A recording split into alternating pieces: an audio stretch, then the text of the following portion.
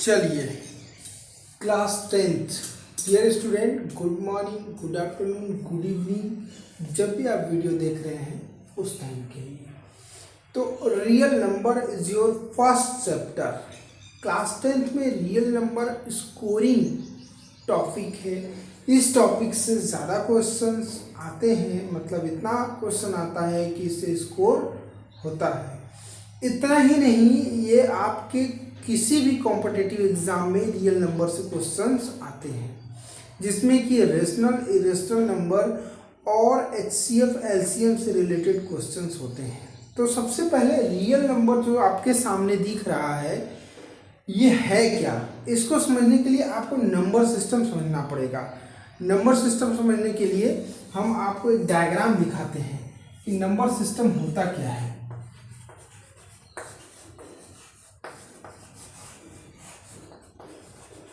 Number system समझने के लिए एक छोटा सा डायग्राम अगर आप समझ जाते हैं तो आप पूरा नंबर सिस्टम समझ जाएंगे। जैसे अगर मैं बात करूं 1 2 3 4 डॉट डॉट डॉट डॉट, इस नंबर को क्या कहेंगे?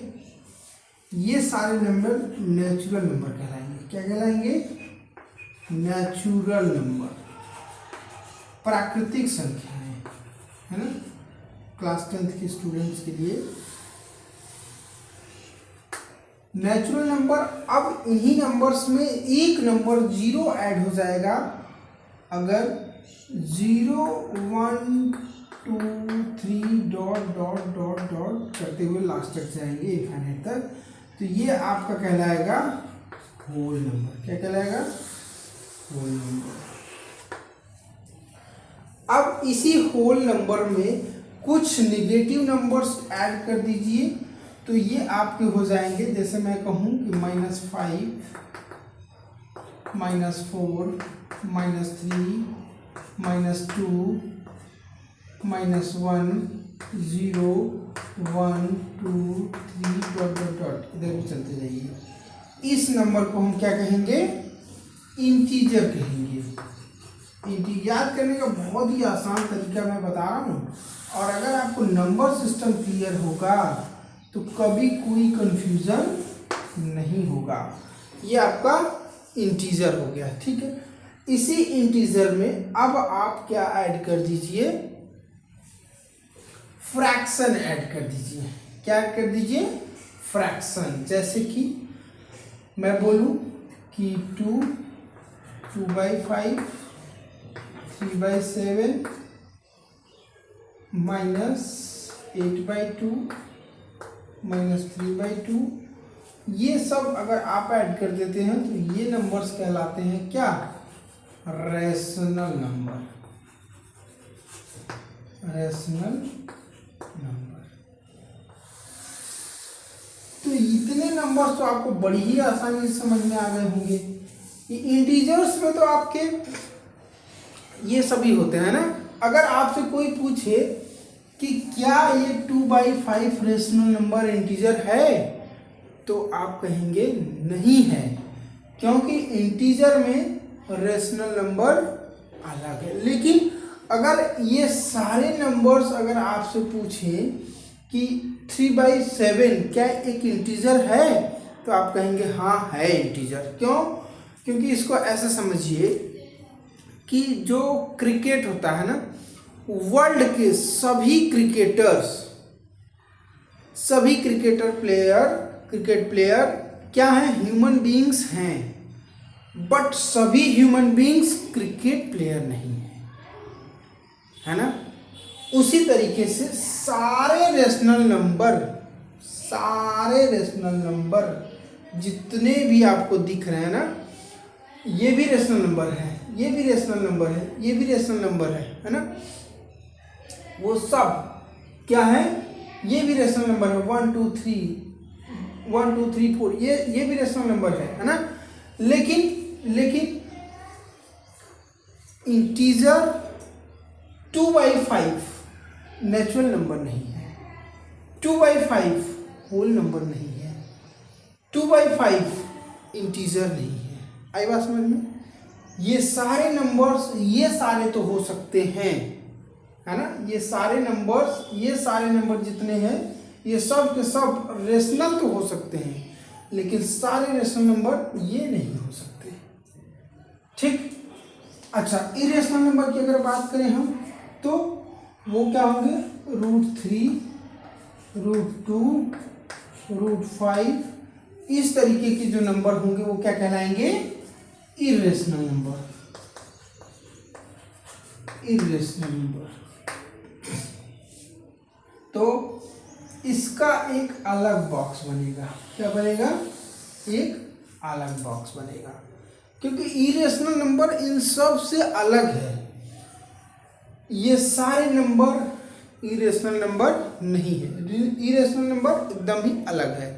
लेकिन इन सभी नंबर्स को अगर हम मिला दें, ये सारे नंबर्स को हम कहें कि ये सब के सब नंबर क्या हैं, रियल नंबर है। ये सब के सब क्या है, रियल नंबर है। तो ये बात सच है, इसमें से कोई भी एक नंबर उठा लीजिए वो क्या है, रियल नंबर है। आई बात समझ में। तो ये हो गया आपका नंबर सिस्टम। अब बात करते हैं कि फंडामेंटल थ्योरम क्या है। रियल नंबर में जो फंडामेंटल थ्योरम बताया गया है वो क्या है।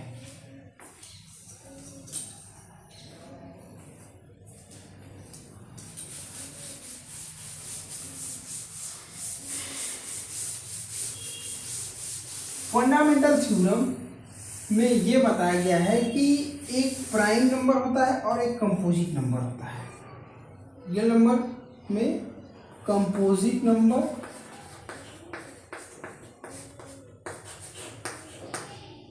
और प्राइम नंबर।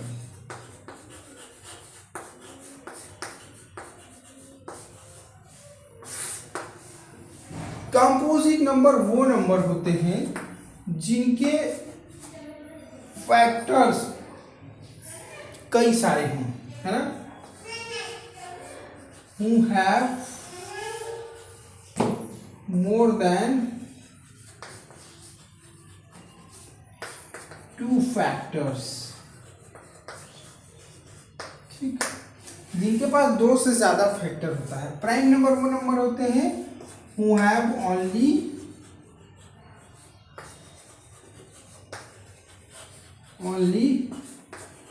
2 फैक्टर। वो भी डिफाइंड है ना, वो भी डिफाइंड है। वो भी डिफाइंड है, क्या है वो 2 factors, that is 1 and itself.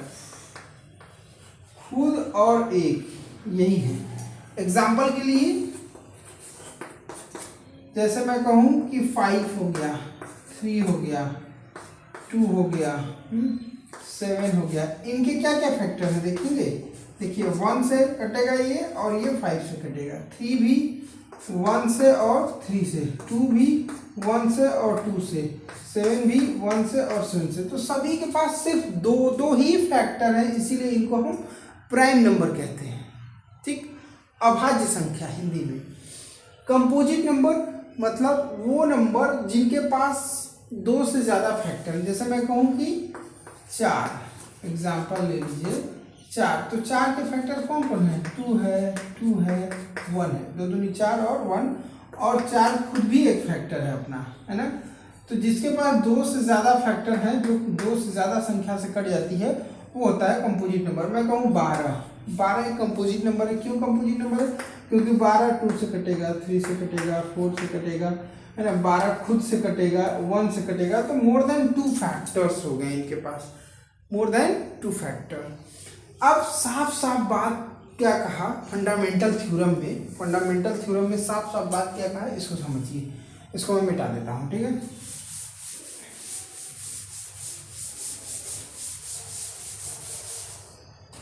Fundamental theorem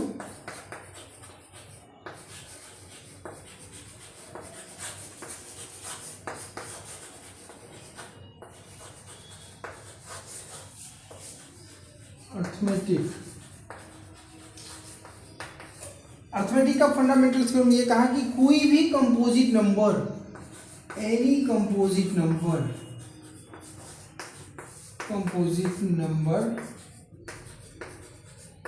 is, कोई भी कंपोजिट नंबर क्या है, प्रोडक्ट ऑफ प्राइम नंबर, है ना।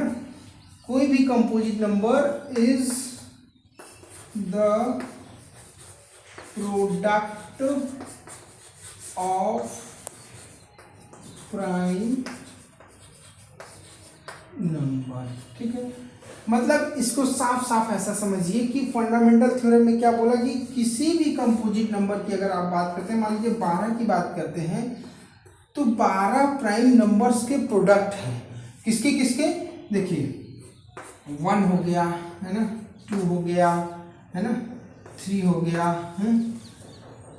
2 3, इनके ही प्रोडक्ट्स हैं। अब इसको आप स्क्वायर करेंगे है ना, 2 2 जा 4, 3 जा 12, ये प्राइम नंबर ही तो है। अगर हम 12 को लिखें तो 1 इंटू 2 इंटू 2 इंटू 3, इतने का ही ये 12 आएगा। अब 2 भी एक प्राइम नंबर है, ये 2 भी प्राइम नंबर, ये 3 भी।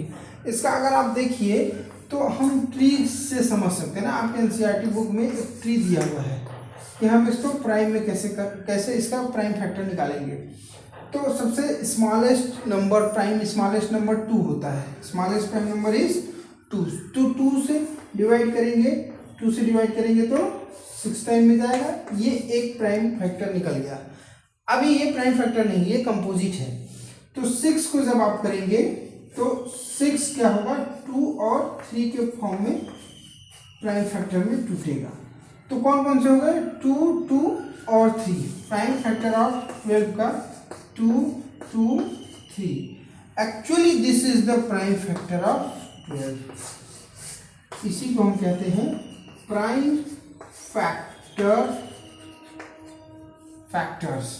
तो इन्हीं का प्रोडक्ट क्या होता है, कंपोजिट नंबर होता है। बस यही फंडामेंटल थ्योरम है, इसी के आधार पे एलसीएम और एचसीएफ बताया गया है।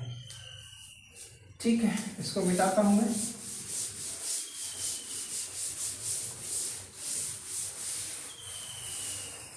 देखिए now LCM and HCF.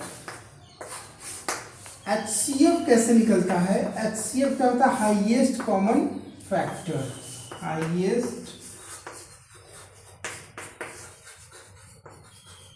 Common factors. ठीक, तो किसी दो नंबर्स का जब भी निकलता है एचसीएफ फैक्टर्स, मतलब 2 नंबर या 3 नंबर, 2 से ज़्यादा नंबर होंगे तभी, 1 से ज़्यादा नंबर होने चाहिए।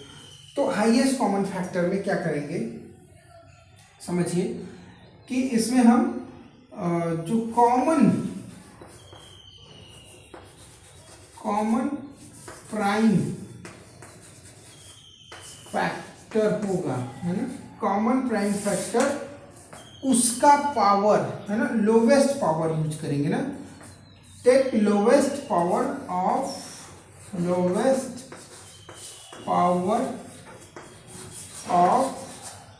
Common prime factor. एग्जाम्पल समझिए, ज़्यादा अच्छे से समझिए। एग्जाम्पल हम दे देते हैं किसका, मान लीजिए ये 12 नंबर है और ये 8 नंबर है। तो 12 का प्राइम फैक्टर क्या होगा, 2 होगा, 2 होगा और 3 होगा। 8 का क्या होगा, 2 होगा, 2 होगा और 2 होगा। इसमें लोवेस्ट इसको आप ऐसे भी लिख सकते थे ना, 2 की पावर 2 इंटू 3, यहाँ पे 2 की पावर 3 और तो कुछ है ही नहीं। तो दोनों तरीके से आप लिख करके देखिएगा ना, बुक में भी आपको मिलेगा। तो सबसे कॉमन इसमें क्या है, दोनों में कॉमन 2 है, दोनों में कॉमन 2 है और कुछ भी कॉमन नहीं है। तो 2 इंटू 2 क्या हो गया आपका, एचसीएफ हो गया, एचसीएफ 2 इंटू 2। जैसे कि डेफिनेशन में क्या बताया गया, common prime factor lowest power. तो लोवेस्ट पावर 2 की पावर 3 है, 2 ही दोनों में कॉमन है। लोवेस्ट पावर क्या है, ये है, तो 2 की पावर 2 लेंगे, यही आपका एचसीएफ बनेगा। ठीक, एक और तरीका हम आपको बताते हैं एचसीएफ निकालने का। दूसरा तरीका ये है कि आप डिवीजन मेथड से भी निकाल सकते हैं। अगर 12 में 8 का डिवीजन करेंगे तो 1 टाइम में जाएगा, क्या बचेगा, 4 बचेगा। फिर इस 8 को आप यहाँ ले आएंगे, 4 से कटेगा, जैसे ही ये कट जाएगा, जिस भी स्टेप पे कटेगा और लास्ट वाला जो नंबर होगा वही होगा आपका एचसीएफ, हाईएस्ट कॉमन फैक्टर। इसको हिंदी में कहते हैं क्या, महत्तम समापवर्तक पढ़ा था बहुत पहले, थोड़ा बहुत हिंदी याद आ रही है आपको, हम बताते जा रहे हैं। यूपी बोर्ड के स्टूडेंट अगर देख रहे हैं तो वो भी समझ सकते हैं। कोशिश करें टर्मिनोलॉजीज दोनों में जाने, LCM, HCF, lowest common factor, highest common factor, लघुत्तम समापवर्तक दैट इज कॉल्ड एलसीएम, और महत्तम समापवर्तक दैट इज कॉल्ड एचसीएफ। ठीक है, अब बात करें एलसीएम की। तो एलसीएम में मतलब लोवेस्ट कॉमन फैक्टर। तो एलसीएम इसमें आपको क्या करना होता है कि जब आपके पास दो नंबर होंगे तो सबसे लार्जेस्ट प्राइम नंबर के पावर को यूज करेंगे। तो largest power of prime number to be selected. Example से समझिए, ज़्यादा अच्छे से समझ में आएगा। एग्जाम्पल है आपका 36 और 20। 36 और 20, तो इसको आप प्राइम फैक्टर में लिखिए 2, 3, फिर 2, फिर 3, यही होगा ना। 2 3 जा 6, 2 जा 12, 3 जा 36। 2 × 2 × 5 है ना। या इसको आप ऐसे भी लिख सकते थे 2 के पावर 2 × 3 के पावर 2 इक्वल टू 2 के पावर 2 × 5 है ना। अब इसमें आपको एलसीएम निकालना है। क्या निकालना है? एलसीएम। ध्यान रखिएगा एचसीएफ नहीं है। तो मैंने क्या कहा? Largest power of prime number. Largest power of prime number देखिए ध्यान से। देखिए 2 के पावर तो दोनों में है, दोनों में बराबर है, तो आप दोनों को ले लेंगे। क्या ले लेंगे? 2 के पावर 2। कुल मिला करके आप ऐसे भी समझ सकते हैं कि जो आप एचसीएफ लेते हैं, उसके अलावा जो बचता है वो सब मल्टीप्लाई कर दीजिए उसमें, तो वो हो गया आपका एलसीएम। 3 के पावर 2 बचता है और 5 बचता है, तो ये हो गया आपका एलसीएम 4 × 9 × 5।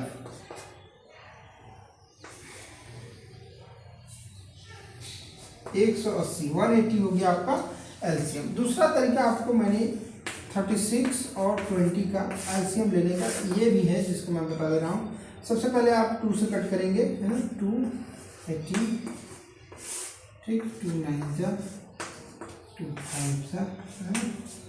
अब आप 3 से 2 बार में करेंगे, वही चीज़ आएगा। 3 3 जा 9 5 और 3 1 5, फिर 5 ले आएंगे और लास्ट तक करते हैं ताकि 1 1 आ जाए। आप देख पा रहे हैं क्या क्या आया?